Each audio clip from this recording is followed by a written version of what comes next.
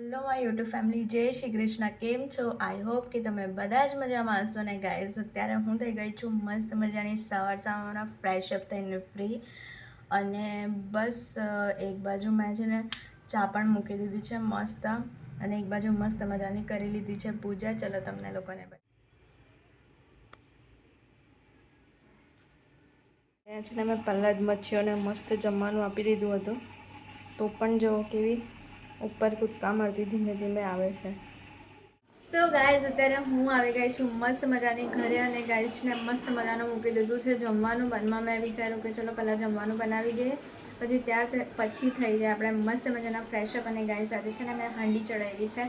તમે લોકો વિચારો કે હાંડીમાં મેં શું બનાવ્યું છે, ચાલો તમને લોકોને બતાવો છો.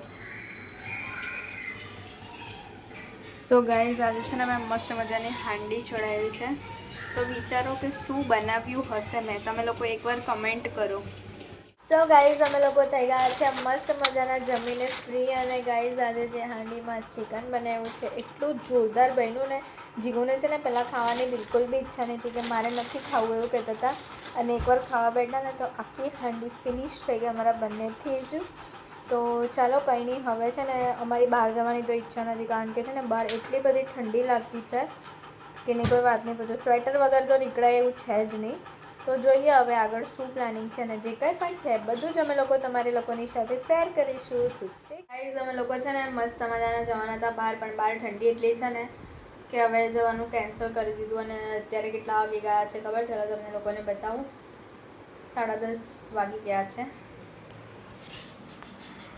સો ગાઈઝ તમે લોકો જોઈ શકો છો 10:30 વાગી ગયા, એટલે બહાર જવાનું પ્લાનિંગ હવે કોઈ છે જ નહીં અમારે. આજના બ્લોગમાં આટલું જ હતું. આજનો બ્લોગ તમને લોકોને કેવો લાગ્યો, લાઈક, કમેન્ટ, શેર, અને ચેનલમાં નવા હોય તો સબસ્ક્રાઈબ કરવાનું ભૂલતા નહીં.